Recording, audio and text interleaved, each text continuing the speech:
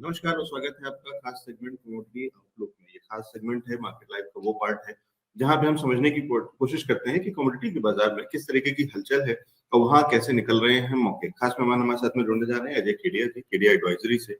देश का बड़ा नाम है, उनके फर्म भी, और वो भी एक्सपर्ट है, कमोडिटी के बाजार की जबरदस्त तरीके से समझते हैं। और हमने पीछे चर्चा करी थी कि ये दौर है जो कमोडिटीज का चल रहा है। अजय सर, बहुत बहुत स्वागत है शो पे एक बार फिर। नमस्कार सर। नमस्कार सर। अजय सर, जैसे हम बात कर रहे थे कि कमोडिटीज का तो समय है, मौसम है, माहौल है, दौर है। उस कमोडिटी के अंदर में इस समय अगर हम समझें कि कौन लीड कर रहा है, कौन सी कमोडिटी और कहाँ है मौका अपने चांदी को बढ़ाने का, सोने को बढ़ाने का, तो वो कहाँ है, सेगमेंट कौन सा है? देखिए, बिल्कुल आपने सही जो शायरी बोलते बोलते रह गए आप कि ये दौर है कमोडिटी मार्केट का और इस दौर में कौन आगे रहना है ये देखना है। क्योंकि आप ये देखिए पिछले 3 महीनों से, चाहे हम कच्चे तेल की बात करें, चाहे हम बेस मेटल की बात करें, चाहे सोना चांदी और एग्री, सभी कमोडिटी में जबरदस्त एक रैली का माहौल बना हुआ है। तो इससे पहले हमने कुछ मसालों में, गवार के अंदर खास करके हमने देखा कि लगभग 40% की तेजी 1-1.5 महीने में ही आ गई है। वैसे ही हमने बेस मेटल के अंदर भी काफी बड़ा रोल प्ले होते हुए देखा क्योंकि चाइना अब ओपन अप हो चुका है। बट कहीं ना कहीं पिछले 1 महीने में हम सोने चांदी को थोड़े भूल गए थे। भूला मैं नहीं हूँ, बिल्कुल अक्टूबर में मैंने अलर्ट भी दिया था चांदी के लिए कि चांदी 53-54 हजार का भाव है और आने वाले समय में ये 85 हजार का लेवल साल भर में दिखा सकती है। लेकिन हमने ये रैली लगभग आप समझ के चलिए 12-15 हजार रुपए की तेजी लगभग हमने पिछले 1.5 महीने में ही देखते हैं। तो आज देखते हैं बुलियन का आगे का टाइम कैसा रहना है, बिकॉज ईयर एंड है और यहाँ पे हम देखते हैं कि काफी इंपॉर्टेंट हो जाता है because carry trades global market में चलते हैं। कैरी ट्रेड मतलब होता है कि जहाँ बड़े बड़े इन्वेस्टर बैंकर्स ये देखते हैं कौन सी ऐसी कमोडिटी है, कौन सा ऐसा असेट क्लास है जहां पे अपॉर्चुनिटी 2023 के लिए बनेगी। तो सबसे पहले हम परफॉर्मेंस की बात करते हैं। तो जनवरी से अभी तक गोल्ड में लगभग 12% की तेजी बनी है और जबकि चांदी में 6% की तेजी बनी है। देखिए, जो लोग इक्विटी में ट्रेड करते हैं, इक्विटी में इन्वेस्ट करते हैं, वो भी एक डबल डिजिट रिटर्न की कामना रखते हैं। तो आप देखिए सोने में लगभग लेट इट बी, अगर हम रुपए में गिरावट की बात करें या टैक्सेशन देखें, बट अल्टीमेटली अगर नंबर टू नंबर कंपेयर करेंगे तो गोल्ड ने लगभग 12% की तेजी दिखाई। और ये तेजी क्यों दिखती है? जब भी geopolitical tension, concerns, recession fear होता है तो गोल्ड चलता है और गोल्ड ने इस बार उस चीज को पूरा प्रूफ करके दिखाया। तो गोल्ड में हमने अभी तक जनवरी से 12% की तेजी देखी है, चांदी में लगभग 6% की तेजी देखी है। और कुछ कारण जो सम अप करे लास्ट 3 महीने में, तो पहला है कि ग्लोबल इकोनॉमी के मैक्रो नंबर जो है वो थोड़े से कंसर्न है। हम देख रहे हैं कि इन्फ्लेशन, स्लो डाउन, इन सब के चलते सभी इकोनॉमी में कुछ कंसर्न्स बने हुए हैं। और जब भी इकोनॉमी में कंसर्न होता है तो लोग सेफ हेवन के लिए सोने की तरफ जम मारते हैं। तो बुलियन में हमने देखा सोने और चांदी दोनों में बाइंग आई हुई है। Fed is turning dovish. तो अगर हम देखें तो पहले फेड मतलब जैसे हमारे यहाँ पे इंडिया में आरबीआई बैंक होता है, वैसे यूएस का जो बैंक है उसको फेडरल बैंक बोलते हैं। तो जब भी इंटरेस्ट रेट बढ़ता है तो लोग सोने से, इक्विटी से पैसा निकालकर एफडीज में ज्यादा जाते हैं। लेकिन इंडिया के कंपेयर में अगर यूएस के रेट्स देखें तो अभी भी काफी कम है। तो यूएस ने पहले कहा था 2022 के अंदर कि अब हम इंटरेस्ट रेट बढ़ाएंगे, जिसके चलते सोने और चांदी में गिरावट का माहौल बन गया था। लेकिन अब ये माना जा रहा है कि जितना ज्यादा रेट हाइक होगा इकोनॉमी में स्टैग्नेंसी आ जाएगी, इकोनॉमी की ग्रोथ रुक जाएगी। और जब भी ग्रोथ रुकती है तो सोने को अपर हैंड मिलता है। तो हमने देखा पिछले 3 रेट हाइक के बाद अब पहली बार हमने देखा कि फेड डॉविश टोन में बात करने लग गया है कि आगे आके रेट धीरे धीरे बढ़ेगी या नहीं बढ़ेगी। तो ये सोने के लिए एक हाईवे का काम करेगा और बड़ी तेजी आएगी। सेंट्रल बैंक की बाइंग, हमने ये देखा है कि जब भी कोई करेंसी में गिरावट आती है या कुछ बड़ा कुछ इवेंट होने वाला है तो सेंट्रल बैंक काफी एक्टिव हो जाती है बाइंग में। तो हमने देखा तुर्की, इंडिया, चाइना, सभी कंट्रीज ने अपने सेंट्रल बैंक की बाइंग गोल्ड में बढ़ा दी है। ऐसा ही कुछ हाल 2016 में हुआ था जब रशिया ने अपने जो पैगिंग करेंसीज है मतलब डॉलर, उधर से निकलकर गोल्ड में बाइंग चालू की थी। उसके बाद हमने देखा कि एक युद्ध जैसी स्थिति अभी बनी हुई है। तो ज्यादा करके कोई भी कंट्रीज है वो अपने सेंट्रल बैंक के अंदर गोल्ड का रिजर्व बढ़ा के रखती है ताकि कभी भी कोई करेंसी में फॉल आए तो उसको गोल्ड सपोर्ट करे।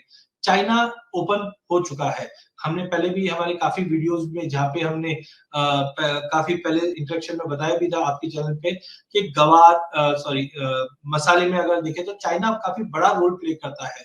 और चाइना गोल्ड के लिए भी सबसे बड़ा बायर, लगभग 1000 टन के आसपास का सोना इंपोर्ट चाइना करता है। जैसे हमारे यहाँ पे दिवाली होती है, चाइना के अंदर भी चाइनीज न्यू ईयर होता है जो इस बार 22 जनवरी को है। तो जनरली हम देखते हैं कि दिवाली से महीने 2 महीने पहले ही डिमांड भरपूर हो जाती है फिजिकल मार्केट में। इंडिया में भी इस बार 39 टन सोना धनतेरस के दिन सिंगल डे में बिका था।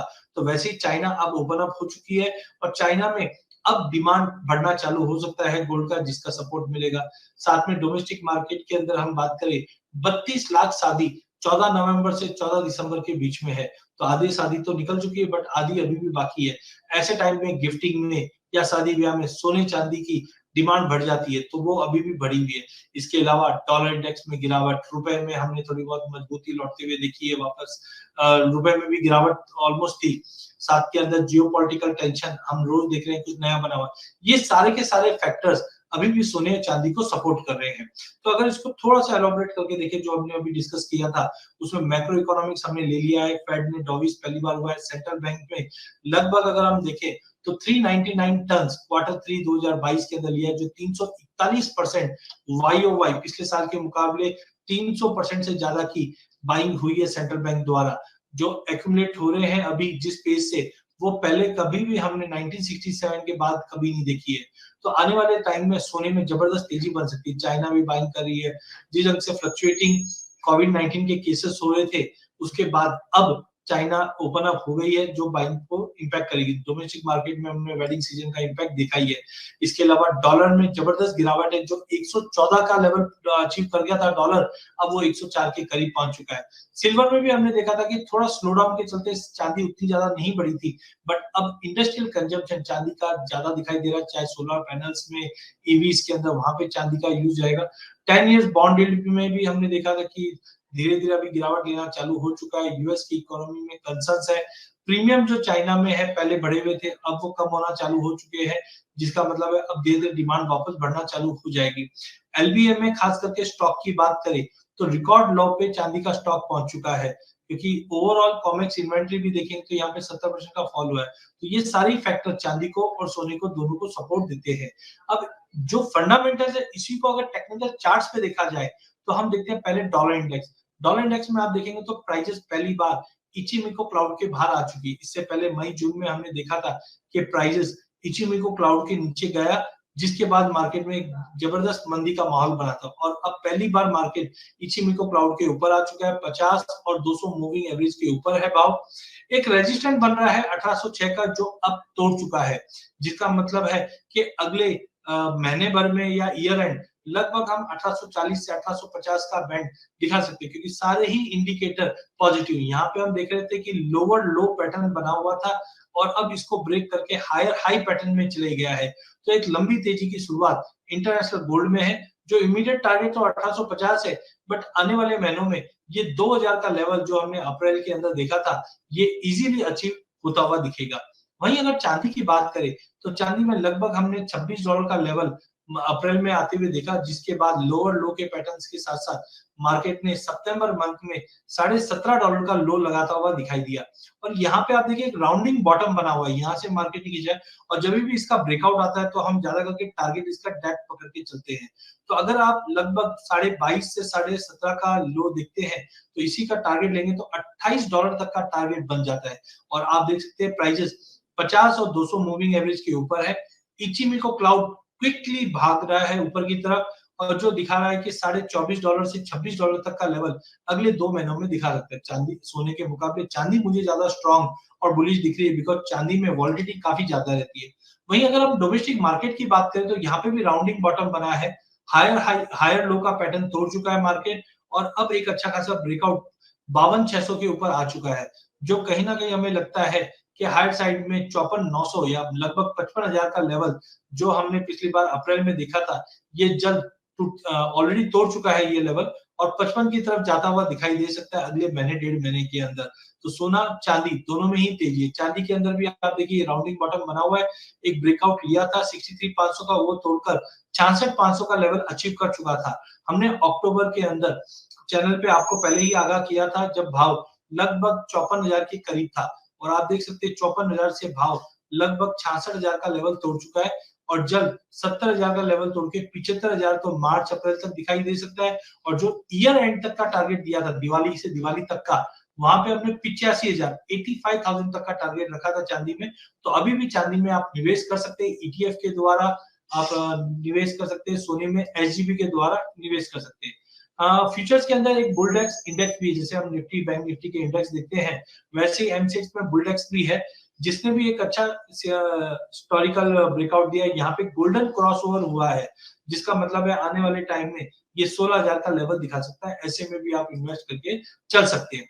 अब हम सीजनैलिटी देखते हैं, बिकॉज कोई भी कमोडिटी को जब आप ट्रेड करते हैं तो सीजनैलिटी देखना बहुत इंपॉर्टेंट होता है। तो आप देख सकते हैं नवंबर के अंदर हमेशा तेजी का रुख रहता है गोल्ड सिल्वर रेशियो में। तो गोल्ड सिल्वर रेशियो के अंदर जिस ढंग से अभी ये ड्रॉप आना चालू हो चुका है 3 महीने में, तो जब भी ये रेशियो में ड्रॉप आता है तो कहीं ना कहीं चांदी ज्यादा आउट परफॉर्म करती। तो ये रेशियो के सीजनैलिटी से हमें ये समझ में आता है कि अगले महीने 2 महीने के अंदर चांदी में एक जबरदस्त तेजी का माहौल बनेगा।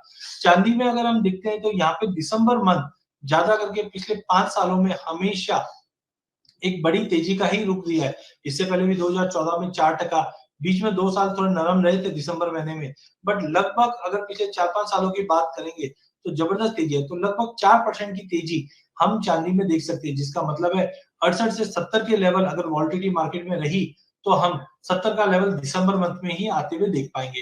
ऐसे कुछ स्टॉक्स भी है जिन पे आपको नजर रखना है अगर आप इक्विटी में इन्वेस्ट करते हैं, जैसे टाइटन है, राजेश एक्सपोर्ट है, कल्याण ज्वेलर्स है, तंगामली है। ये सारे स्टॉक कमोडिटी के प्राइसेस से, खास करके सोने और चांदी के प्राइस से इंपैक्ट होते हैं। तो अगर हम इस आज के इस सेशन को सम अप करते हैं तो हमने देखा सोने और चांदी में लोअर लेवल से काफी बड़ी तेजी आई है। हाइलाइट्स में हमने देखा डॉलर में गिरावट, फेड ने डॉविस काउंट लिया है, फिजिकल मार्केट में डिमांड इंप्रूवमेंट हो रही है, जियोपॉलिटिकल टेंशन, रिसेशन, ये सारे ही फैक्टर सपोर्ट दे रहे हैं। तो ओवरऑल हमें लगता है कि सोने और चांदी में अगले 2023 की अगर बात करें तो काफी अच्छे रिटर्न बनेंगे, जहां पे आप SGB या सिल्वर ETF, गोल्ड ETF में इन्वेस्ट करके अच्छा मुनाफा कमा सकते हैं। धन्यवाद जी। तो ये बढ़िया जानकारी। और जैसे सर कह रहे हैं कि नया साल जो है वो सोने चांदी वाला साल है, तो उस साल के लिए अगर अभी से लेना शुरू करें, फॉर्मेट मोड अलग अलग हो सकते हैं, टूल्स अलग अलग हो सकते हैं, वो ETF भी हो सकता है, वो अलग अलग आपको जो सूट करता है, आपको जो अच्छा लगता है, या और तरीकों से अगर आपको समझ में आता है। लेकिन कुल मिला करके सोने और चांदी से भरा हुआ साल होने वाला है, नया साल देश का। और बढ़िया एनालिसिस है, बढ़िया चीजें सिखाते हैं अजय सर। बहुत शुक्रिया सर हमारे साथ में जुड़ने के लिए, बढ़िया जानकारी देने के लिए, और ये बढ़िया रहेगा। Thank you.